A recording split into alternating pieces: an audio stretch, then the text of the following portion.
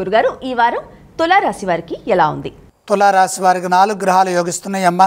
3వ రాశిలో చంద్రుడు, 6లో రాహువు, బుధుడు, శని. బ్రహ్మాండమైన వ్యాపార లాభాలు ఉంటాయి. చక్కని తెలివితో నిర్ణయాలు తీసుకొని సమయానుకూలంగా పనిచేయండి. మీ కృషి ఫలిస్తుంది. మీ అనుభవం మీకు మేలు చేస్తుంది. అపారమైన బుద్ధిబలంతో కొత్తగా ఆలోచించండి. పరిస్థితులు సహకరిస్తాయి. స్వల్ప ప్రయత్నంతోనే విశేషమైన మేలు చేకూరుతుంది. ఆర్థికంగా మిశ్రమ ఫలితాలు ఉన్నప్పటికీ సమిష్టిగా కృషి చేస్తే విజయం మీదే. ఉద్యోగపరంగా శ్రద్ధ పెంచాలి. ఇతరుల విషయాల్లో ఎట్టి పరిస్థితుల్లో కలగజేసుకోవద్దు. అధిక శాతం మౌనంగా ఉండండి. సకాలంలో బాధ్యతలని నిర్వర్తించండి. ఆత్మవిశ్వాసంతో ముందుకు సాగండి. సమాధానాలు ఇచ్చేటప్పుడు శాంతంగా ఉండాలి. ఒత్తిడికి గురి కావద్దు. 1-2 సార్లు పునరాలోచించి సమిష్టిగా కృషి చేస్తే అపార్థాలకు అవకాశం లేకుండా మాట్లాడితే మీ నిజాయితీ ప్రకాశిస్తుంది. ఆ నిజాయితీ మిమ్మల్ని కాపాడుతుంది. వారం మధ్యలో ఒక పనిలో విజయం ఉంటుంది.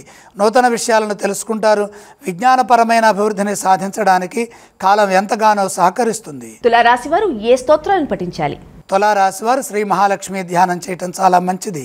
తులారాశి వారు ఏ ఆలయాన్ని సందర్శిస్తే వారికి బాగుంటుంది గురుగారు? లక్ష్మీ సందర్శనం శక్తిని పెంచుతుంది. వారు ఎటువంటి దానాలు చేయాలి? సప్తమంలో సూర్యుడున్నాడు. కొద్దిగా గోధుమలు దానంగా సమర్పించండి.